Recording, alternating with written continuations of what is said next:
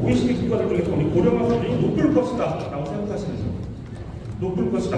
오늘 호응이 좀 그러네요. 중간 정도 될 것이다 생각하시는 분. 낮을 것이다 생각하시는 분. 예, 제가 질문을 왜 저를 아시냐고 여쭤봤던 게 이건데, 사실 우리나라의 노인 인구 비율, 고령화 수준은 OECD 국가들 중에서 낮은 편에 있습니다. 우리나라 뒤에 한 8개 나라가 있죠. 근데 그 8개 나라도 멕시코, 이스라엘, 칠레 같은 비서구권 국가, 그다음에 룩셈부르크, 아일랜드 같은 굉장히 작은 유럽의 소국들, 여기는 외국인이 조금만 들어와도 노인 인구 비율이 금방 낮지 않습니까? 이 나라들을 빼면 우리가 얼핏 우리가 대략적으로 생각하는 OECD 선진국 같은 나라들 중에서 우리나라는 사실 제일 젊습니다. 우리는 OECD 국가 중에 지금 노인 인구 비율이 가장 낮고 고령화 수준이 가장 낮습니다. 그런데도 왜 이렇게 고령화 하면서 호들갑일까? 왜 난리를 피우고 있을까? 생각을 하시면요, 속도가 무진장 빠릅니다. 지금 우리나라가 이 정도 약간 하단에 있는데 2050년 정도가 지나면 여기 계신 분들 모두가 경험하게 될 불과 한 25년 후를 지나면은 우리나라 노인 인구 비율은 40%가 되고요. 일본을 제치고 세계에서 가장 고령화된 나라입니다. 속도가 무진장 빠른 거예요. 지금의 고령화 수준을 가지고 고령화 얘기를 하는데, 우리나라는 이제 초고령 사회 되니까 조금만 참으면 조금 불편하면 되겠네, 세금 좀 더 내면 되겠네 하는 수준으로 앞으로의 전개될 고령화를 생각하시면 전혀 안 됩니다. 전혀 다른 세상이 펼쳐질 거예요. 그래서 2050년에 일본을 제치고 세계에서 가장 고령화된 나라가 됩니다. 시간이 별로 없죠. 불과 25년 정도밖에 없습니다. 통계에 따라서 이 답은 좀 다르긴 하지만은 그래도 어떤 통계를 사용하든지 2050년 경에는 일본을 제치고 우리가 세계에서 가장 고령화된 나라입니다. 지금 OECD 국가들 중에서 가장 젊은 나라였다가 불과 25년 후에는 세계에서 가장 고령화된 나라입니다. 지금 이때 고령화 수준이 총 40% 되는데요. 40%는 노인 인구 비율 40%면 우리나라의 전남의 고흥, 지금 대구 구기, 그리고 의성 정도. 우리나라의 고령화 수준이 가장 높은 지역이 수준으로 우리나라의 고령화 수준이 따라가게 됩니다. 그러니까 지금하고는 우리는 이미 높아 별로 오르지 않겠네, 그거 아니에요. 우리나라 전체가 그렇게 되면은 물론 수도권 그것보다 낮을 거고요. 지방은 훨씬 더 높은 수준의 고령화를 경험하게 됩니다. 지금도 굉장히 힘들지만은 지금하고는 사이즈라든지 구조에 비해서 전혀 다른 양상으로 펼쳐질 가능성이 큽니다. 고령화 얘기를 하면 자꾸 나라 부족 얘기만 해요. 노동력 부족이 일어나고 경제 성장이 둔화되고 재정의 위기가 생긴다, 이런 식의 나라 부족 얘기만 하는데요. 고령화가 진행이 되면요, 아마 피가 모자라게 될 겁니다. 와닿으세요? 병원에서 피가 모자라게 될 겁니다. 피는요, 인공적으로 만들지 못합니다. 그리고 수출이 또 금지되어 있습니다. 그렇기 때문에 피는 젊은 사람들의 수혈에 의해서만 이루어질 수 있는데, 앞으로 고령화가 높아진다는 소리는 노인들이 많아진다니 이것은 수술을 받아야 될 분들이 굉장히 크게 늘어난다는 걸 의미합니다. 지금 수준보다 2배, 3배로 늘어난다는 겁니다. 노인 인구 비율은 이 정도지만 고고령 노인은 더 빨리 늘어납니다. 그렇게 되면 우리 심장병, 흉혈관 질환, 근골격 질환, 암 이런 거로 수술하시는 분들이 많아진다는 소리는 혈액에 대한 수요가 점점 늘어난다, 더 크게 늘어난다는 걸 의미를 하는데, 앞으로 젊은 사람의 인구가 줄어들면서 피해 공급은 앞으로 아무리 노력을 해도 줄어들 수밖에 없어요. 그러면서 피가 없어서 수술을 못하거나 어떤 큰 사고가 났을 때 긴급하게 수혈을 받지 못해서 불상사가 생기는 그런 위험이 생길 가능성이 굉장히 높아지게 될 거예요. 이게 우리가 경험하게 될 미래의 이야기입니다. 그러면 우리나라 고령화가 왜 이렇게 빨리 진행이 되는가? 이것은 저출산의 누적된 효과라고 말씀드립니다. 지금 작년에 우리나라 58년 개띠라고 하는 베이비 부모 첫 세대가 노인 기로 65세로 진입을 했습니다. 이제부터 베이비 부모 세대가 노인으로 계속 들어가게 됩니다. 이 그래프는 1970년부터 2022년까지 최근까지 태어난 아이들과 학교 출산율을 보여주는 그래프인데요. 1970년부터 보여주는 이유를 혹시 아세요? 1970년부터 우리나라 중주동 체제가 생기면서 그때부터 태어난 아이의 수가 카운트되기 시작했어요. 그 전에는 몇 명이 태어난지 모릅니다. 그래서 살아있는 사람을 가지고 추정을 했어요. 사망률 같은 거 대입을 해서 했습니다. 지금 기록상으로는 1971년생이 100만 명이 태어났습니다. 그런데 이전에도 50년대 후반 중후반부터 출생아 수가 갑자기 늘어나기 시작을 해서요. 60년대에 100만 명 넘게 태어난 애가 몇 대 있는 걸로 추정이 됩니다. 어쨌거나 우리나라는 1950년대 후반부터 80만 명 이상이 1982년까지 굉장히 긴 거의 30년에 가까운 시간 동안 80만 명 이상의 아이들이 계속 태어났습니다. 그리고 이 아이들이 이제부터 노인이 되면서 노인들이 진입을 하기 시작합니다. 재작년에 25만 명이 태어나고요. 작년에 23만 명이 태어났어요. 거의 반토막, 4분의 토막이 난 거죠. 이 그래프를 세워보면 지금의 고령화 수준이라고 생각하시면 됩니다. 사실은 더 심각하죠. 위에는 노인분들이 더 많기, 더 1970년 이전 세대가 훨씬 더 많이 있습니다. 이게 지금 우리나라의 현실입니다. 우리나라의 고령화를 너무 쉽게들 생각하시고 있는 것 같아요. 지금 뭐 지방에 얘기를 하다 보면은 뭐 이런 분도 만났어요. 고령화라고 하면서 뭐 일본은 초고령 사회가 됐지만은 실업률 청년이 완전 좋다고 하더라. 고령화는 이게 우리의 문제가 아니라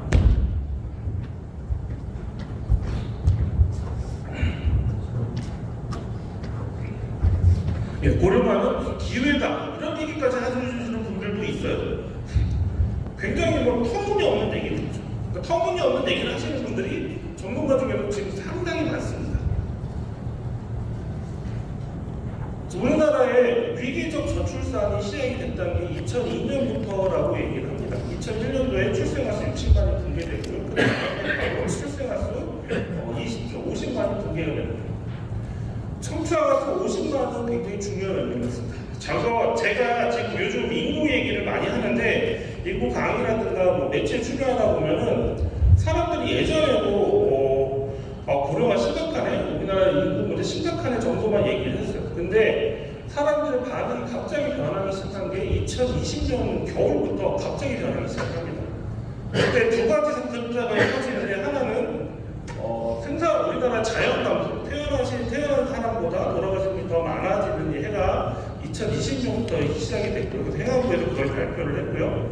두 번째로 지방대의 대량 미랄 사태가 난 게 2020년 겨울부터 지방대의 대량 미랄 사태가 터집니다.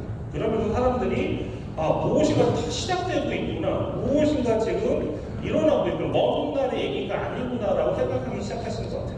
그러면서 인구 문제에 대한 관심이 굉장히 높아진 채로 지금까지 흘러오고 있고요.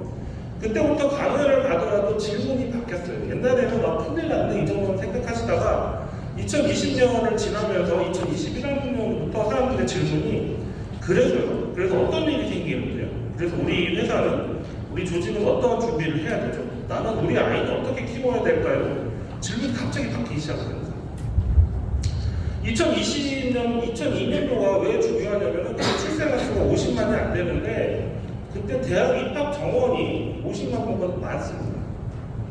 그러니까 지금 그때 태어난 2002년도에 태어난 아이들이 대학의 입학 정원보다 훨씬 더 작은 아이들이 태어났기 때문에 그로부터 19년이 지난 2021학년도, 2020년 겨울에 지방대 대량 미달 사태가 일어날 것을 우리는 사실은 2002년도에 알고 있었습니다. 그런데 아무런 대응을 안 합니다. 설마 대학을 놓치고 어떻게 되겠지 하면서 버텨보다가 그 사단이 났습니다. 인구는 어떻게 되지 않아요. 80만 명이 태어났으면 그 사람들은 80만 명보다 조금 늘지는 않습니다. 재작년에 25만 명이 태어났으면 2022년생은 25만 명보다 늘지는 않아요. 절대로. 어떻게 되지 않습니다. 그래서 정해진 미래라는 얘기가 나옵니다. 재작년에 태어난 25만 명이라고 하는데 지금 수도권 대학의 입학 정원이 25만 명보다 많습니다.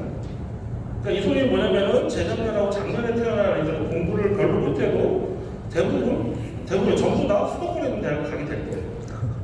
이제 사교육도 없어지고 참 좋겠네 이렇게 생각할 수도 있는데요. 그러면은 지방대가 다 굳어진다. 지방대가 제로가 된다는 거예요.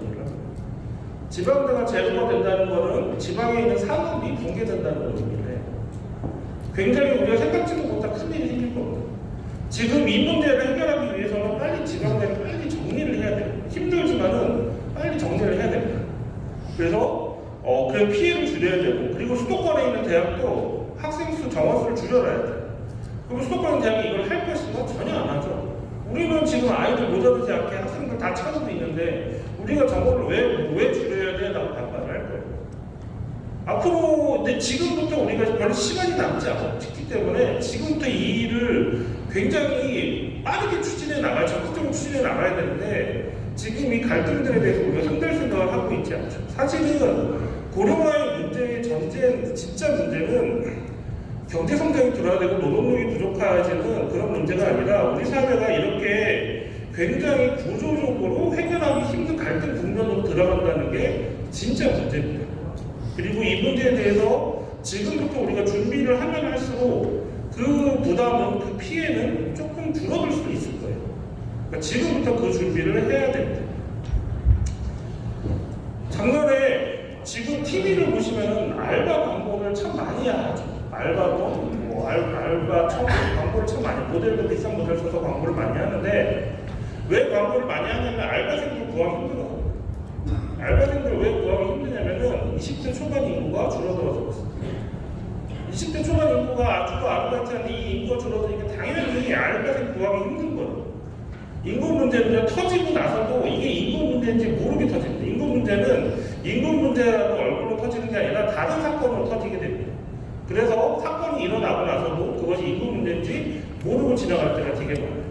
앞으로 그렇기 때문에 인구 문제가 줄어들어서 인구만으로 바라보는 게 아니라 다른 영역에서 어떠한 문제들이 확장될 것인가, 이것이 우리 지역사회에는 어떻게 일어날 것인가, 우리의 각 영역들에서는 어떻게 일어날 것인가를 지금부터 준비를 해야 됩니다. 지금 2002년생 그 이후에 태어난 세대들을 뭐 절반 세대라고 부르기도 하는데 이 친구들이 지금은 알바 문제를 만들었지만은 그 대학을 졸업하고 노동 시장에 진출하게 됩니다. 근데 신규 진입 인력이 갑자기 줄어드는 일이 생기게 됩니다. 그래서 기업은 전혀 없었던 신규 인력 채용난을 겪을 가능성이 굉장히 큽니다. 심지어는 그렇다고 모든 청년들이 2002년생 이후의 생들이 좋은 직장을 다 갖는 건 아니지만 기업의 입장에서는 자기가 원하는 사람들을, 원하는 수준의 사람들을 원하는 만큼 뽑지 못하는 일이 생길 수가 굉장히 큽니다. 대기업도 이런 문제가 터질 텐데요. 특히 지방에 있는 대기업들이 이 문제에 노출될 거예요.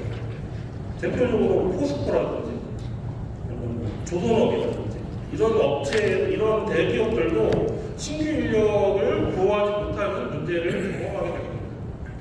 그런데 서울은요, 수도권은요, 자기들이 필요로 하는 청년의 수가 있어요. 이 수를 채웁니다. 청년이 4학년 대학을 다니건 대기업을 다니건 아니면은 고시원에 있건 아니면은 편의점에서 알바를 하고 오토바이를 타면서 음식 배달하건 간에 자기들이 원하는 청년의 수는 어떻게든 채웁니다. 이 소리는 뭐냐면은 청년의 수가 줄어든 상황에서 더 많은 청년들을 수도권으로 빨아들일 거라는 얘기예요. 지방의 인구 청년들의 유출은 훨씬 더 가속화될 거고요. 안 그래도 줄어든 상황에서 더 많은 청년들이 수도권으로 빠져나가게 되면서 지방의 인구 문제, 지방의 청년의 구조, 청년의 유출은 훨씬 더 심해질 것이고 그것이 지방 산업의 위기로 전환되면서 지방 소멸이라고 하는 위기는 훨씬 더 심화될 겁니다.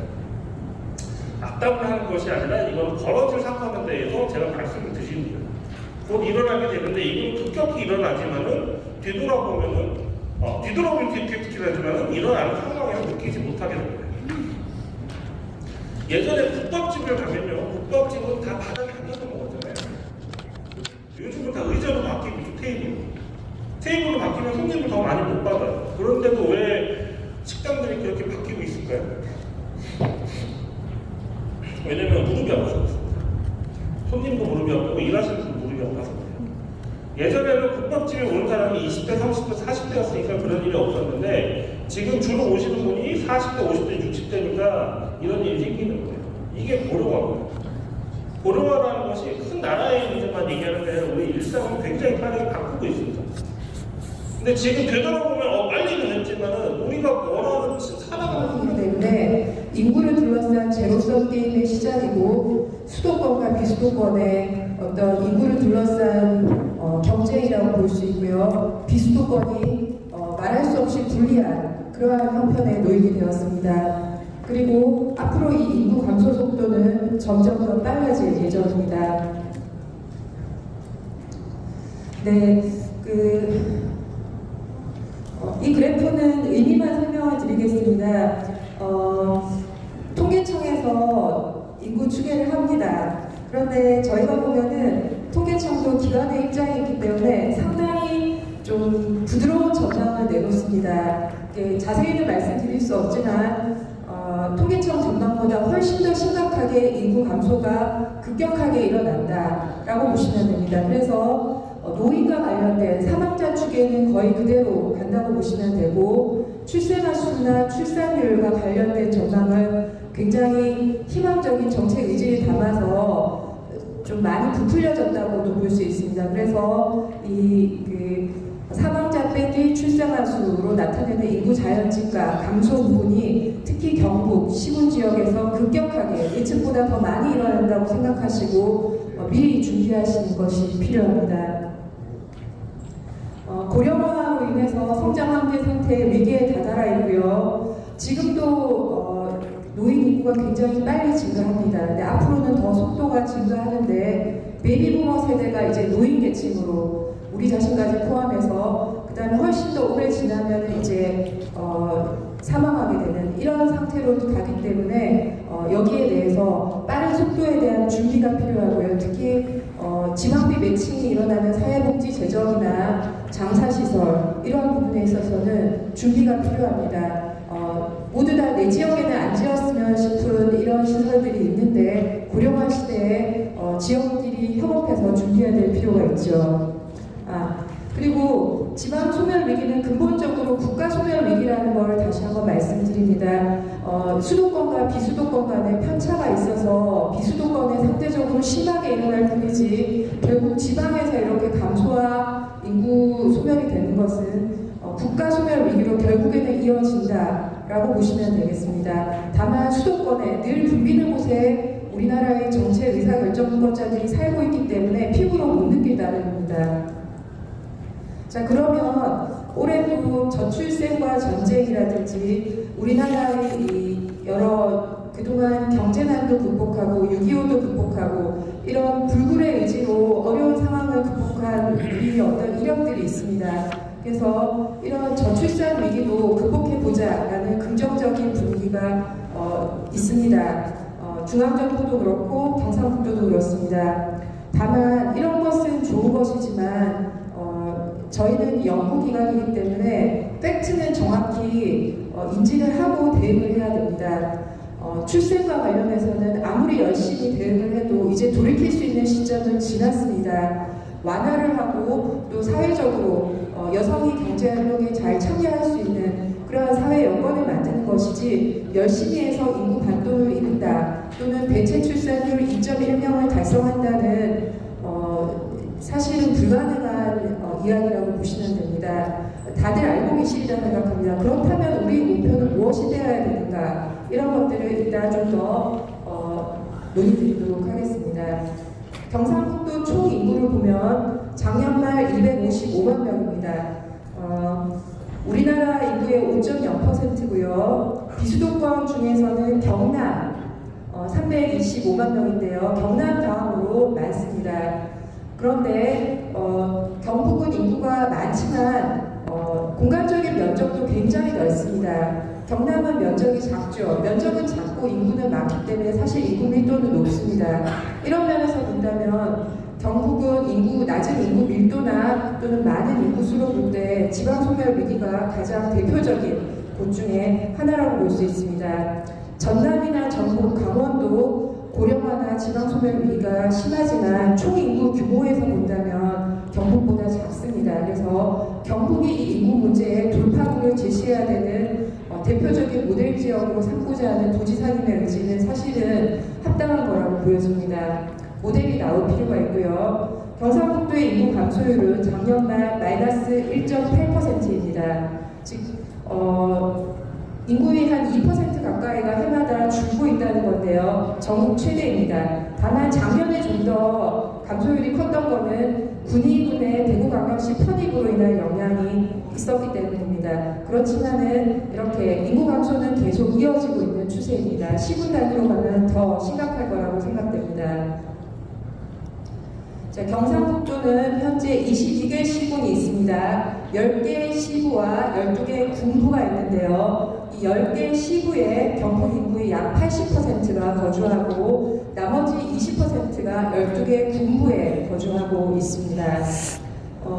그리고 네, 이 책자 간간히 오타가 좀 여러 개 있는데 이제 급하게 원고를 드리다 보니 그렇게 되었습니다. 양해를 부탁드립니다. 22개 시군 중에서 17개 시군이 현재 행정안전부가 지정한 그 지방소멸 인구감소 지역 관심 지역인데요. 포함 안 되는 지역은 경북의 3대 대도시 포항, 구미, 경산 그리고 예천군, 부천 소재지 그리고 대구시와 연접한 7곳군 군이지만 거의 도시 지역입니다. 이 5개를 제외하고는 모두 다 인구 감소 및 관심 지역이고 경주시와 김천시 시 지역이지만 관심 지역입니다. 그리고 경북 북부권에 있는 문경시, 영양군, 봉화군, 영덕군 이런 분들의 그 인구 감소가 심각합니다. 뭐가 심각합니까? 참고로 문경시 같은 곳들은 여건이 좋은 곳입니다. 그 수도권과의 연결이나. 근데 그럼에도 불구하고 이렇게 낮다는 거는 좀 더 지원을 통해서 반등할 계기를 좀 만들어야 된다고 생각합니다. 아까도 말씀드렸지만 경북은 인구 밀도가 전국에서 가장 낮은 수준입니다. 여기 보면은 강원 바로 다음으로 경북이 가장 낮은데요. 이것은 무엇을 의미하느냐 하면은 넓은 지역에 인구가 퍼져 있다는 것을 이야기합니다. 즉 정책 대상을 서비스해야 되는 행정기관과 의회 입장에서는 앞으로 이 고령자 돌봄 대상이 될 분들을 어떻게 효율적으로 관리해야 되는가가 이슈가 되리라 생각합니다. 복지나 보건하고 직결되어 있고요. 지역별로는 시구가 아무래도 좀 더 높겠죠. 가장 인구가 높은 시구는 구미시, 경산시 이런 곳들입니다. 자, 이제 좀 더 중요한 것들을 보게 되면요. 인구 구조입니다. 아직 총인구가 몇 명인가, 학교 출산율이 올해 우리 지역이 얼마지? 이 정도를 보통 보시는데 이거와 함께 또 살펴보셔야 되는 것들이 이제 모두가 고령화되긴 했지만 상대적으로 이 인구 구조에 차이가 있습니다. 경상북도는 전국적으로 가장 고령화가 되어 있는데요. 이 그래프를 보시면은 이쪽에 있는 것들이 만 15세 미만의 유소년 인구고요. 그 다음에 중간에 주황색 부분이 15에서 64세 경제활동 인구입니다. 그리고 이쪽에 있는 회색 부분이 65세 이상 인구고 맨 오른쪽에 있는 노란색 부분이 80세 이상 후기 고령자 인구입니다. 즉 이 그래프가 이쪽으로 많이 밀려 있을수록 인구 구조가 젊은 그러한 연령대고 이 그래프가 이쪽으로 많이 넘어와 있을수록 고령화되어 있는 곳이라고 할 수 있는데 경북을 보면은 전북 전남과 함께 가장 인구 구조가 이쪽으로 밀려 있습니다. 고령자가 많은 구조입니다. 시군별로 본다면 경북에서 그리고 전국적으로도 구미시가 굉장히 인구 구조가 젊습니다.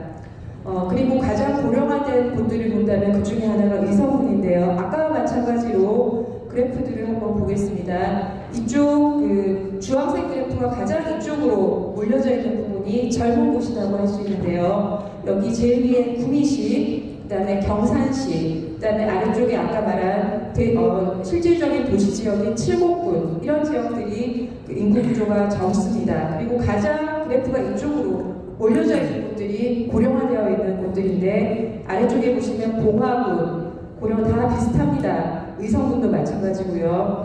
그래서 의성군 같은 경우에는 이웃사촌 10번 마을이나 청년 사업이 아주 잘 일어나고 있습니다. 근데 이런 정책 사업의 성공 여부와는 별개로 이 인구 구조의 한계가 있기 때문에 이것들을 극복할 수 있는 노력들이 필요합니다. 앞으로. 그리고 또 하나 경북 인구의 특징은 여성 비중이 굉장히 낮습니다. 자, 여기에 전국 평균 50.2%, 이것은 남녀를 합한 전국 인구를 100명이라고 했을 때 여성이 50.2명이라는 겁니다. 여성이 평균 수명도 높고 하니까 조금 더 비중이 높죠. 그런데 경북은 전국 평균보다 한 0.7%가 낮다는 것은 굉장히 낮은 거죠.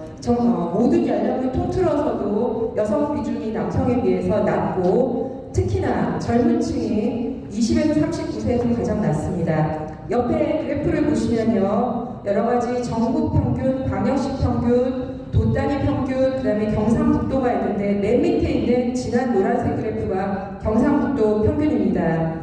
그리고 이런 위에 있는 전국 평균들보다 특별히 더 떨어지는 부분은 20대 초반, 20대 후반, 그리고 30대 초반 이런 부분들입니다. 그래서 이런 부분들에서 여성 성비가 굉장히 낮다는 것은 이 여성들이 필사적으로 경상북도를 떠나고 있다는 것입니다. 시든 군이든 가리지 않고. 근데 이렇게 매년 여성들이 필사적으로 대학 진학이나 일자리를 찾아서 수도권이나 다른 지역으로 가게 되면 이것은 누적이 됩니다. 그래서 5년, 10년 이렇게 누적이 되면 이제 지표로도 알 수 있듯이 그 지역의 남녀 성비 구조, 전체 인구 구조에 심각한 성비 불균형이 이어집니다. 여성들이 자기가 싫어서 떠난다는데 어떻게 못 붙잡지, 어떻게 하란 말이냐 했을 때 할 수도 있겠지만 이게 어떤 영향을 미치냐 하면은 성비가 불균형하다는 것은 혼인율에 직접적인 타격을 미칩니다. 다른 지역의 사람하고 결혼할 수도 있겠지만 보통은 자기 지역에서 결혼 상대자를 찾죠. 그리고 경상북도 전체적으로도 비슷한 상황입니다. 즉 이렇게 성비가 무너지면 혼인율이 떨어지고 당연히 이것은 출산율, 출생아 수 감소로 직결됩니다. 그리고 여러 가지 여성들이 선호하지 않는 지역이라는 것은 여성들만이 아니라 다른 연령대 사람들에게도 지역 선호도가 낮다는 것을 예표하는 것으로 볼 수 있습니다. 그럼 여성들이 좋아하게 만들려면 어떻게 하지? 여성들이 좋아하는 쇼핑시설 만들면 되나? 문화시설, 카페 만들면 되나? 그런 것들도 필요하겠지만 나중에 좀 더 논의드리겠지만 여성들이 사회활동에 대한 욕구가 있습니다. 직업활동에 대한 욕구도 있고요. 또 가족 단위로 활동하고 싶은 그러한 근본적인 욕구도 있습니다. 그런데 경북은 대도시 지역들도 그렇고 군 지역들도 그렇고 이런 여성들의 어떤 기본적인 욕구에 대한 환경이 굉장히 취약하다고 볼 수 있습니다. 이런 일들이 있는 겁니다. 그래서 사실은 여전히 저출산에 대응하는 사회 패러다임이라든가 이런 것들이 변화되지 않고 이 정책을 입안하는 분들이 보통 남성분들이기 때문에 이분들은 보통 전업주부 사모님들의 그 보장을 받으면서 평생 지내왔거나 또는 맞벌이 하시는 분이라 할지라도 가정일에 대해서 잘 모른 채 오로지 일만 해오신 분들이 많습니다. 그래서 아이 키우는 것에 대해서는 거의 모르시는 것 같습니다. 그래서 이런 부분에 일하는 여성들의 어떤 의견들이 많이 수렴해서 경상북도의 저출산 정책 또 국가 정책들도 나아갔으면 좋겠습니다. 이 정책은 말씀드린 바와 같이 많은 기여를 했지만 근본적인 한계점은 인구 정책이 아니라 저출산 정책입니다. 우리는 인구 정책을 필요로 합니다. 저출산 정책으로는 이 비수도권에 이전 불균형 그리고 저출산의 근본적인 사회의 개혁이 필요합니다. 왜 교육에 투자를 많이 할까요? 교육비가 많이 나가는데 대학의 서열화로 그게 결국 내 자녀의 어떤 그 대기업 입사라든지 공공기관 입사라든지 이런 것들과 연결되기 때문일 겁니다. 이런 것들이 돼야 되는데 사실은 고양이 목에 당을 달기처럼 쉬운 일이 아니고 하기 어려운 일들이기 때문에 못했었습니다. 근데 이제 2020년대, 30년대 이제 사회가 점점 변해서 제가 느끼기에는 임계치에 다다르고 있습니다. 이 시기에 정말 사회 변화와 개혁이 남북 평화통일과 함께 일어나야 될 시점이라고 생각합니다. 그 다음에는 이 저출산 정책이 이렇게 한계점을 드러내다 보니까 또 2020년에 우리나라가 인구 감소 국가로 국가 전체가 들어가다 보니까 이런 배경하에서 행안부에서 인구 감소 지역에 대한 지방소멸 대응기금 사업을 연간 1조 원 규모로 시행하고 있습니다. 이 계획의 가장 핵심적인 부분은 그 상향시, 즉 맞춤법, 지자체가 계획을 세우고 기금, 즉 내려줄 때는 국가 재원이었지만 내려준 다음에는 지자체의 재원이 되는 기금으로 큰 대규모의 재원을 지자체에 직접 준다는 것이 가장 큰 매력이라고 볼 수 있습니다. 그래서 전국 89개 인구 감소 지역과 18개 관심 지역이 있고 경상북도는 군위군이 빠져나간 뒤에는 15개 인구 감소 지역과 2개 김천시, 경주시 관심 지역이 있습니다. 서로 배분되는 금액이 좀 다르죠. 이 파란 지역들이 모두 다 인구 감소 지역들입니다. 자, 그런데 그 22년도에 이 사업이 진행된 후에 이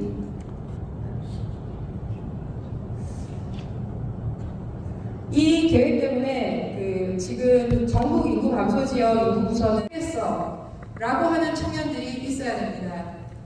그래서 이런 자발적 의향 있는 청장년 그리고 창의적인 예술가들 어떤 기획가들이 우리 지역에 수수라도 있어야 됩니다. 근데 지역에 지금은 안타까운 것이 어쩔 수는 없겠지만 좀 정책 자금의 힘으로 좀 이렇게 많이 업이 되고 있는 것 같아요. 그래서 이런 정책 자금 지원이 없어도 좀 장기적으로 일본 모델과 같이 청년들이 우리 지역에 머물 수 있는 그러한 토대를 좀 이뤄나가는 것들이 필요하다고 생각합니다. 네, 그리고 외부 네트워크가 필요합니다. 점점 시대가 어려워지기 때문에 자기 자신의 능력 더해서 이런 것들이 잘하는 다른 수도권 또 청년들, 민간 이런 네트워크들이 필요하다고 생각합니다. 그래서 좋은 보고서를 써야 될 때 TF들 좀 같이 모이고 또 좋은 아이디어도 얻고 일본에도 가보고 전남에도 가보고 이런 것들이 저희 같은 연구기관만이 아니라 공무원분들도 또 의회분들도 또 청년분들도 필요한 것 같습니다. 경상북도 정책 간략히 말씀드리겠습니다.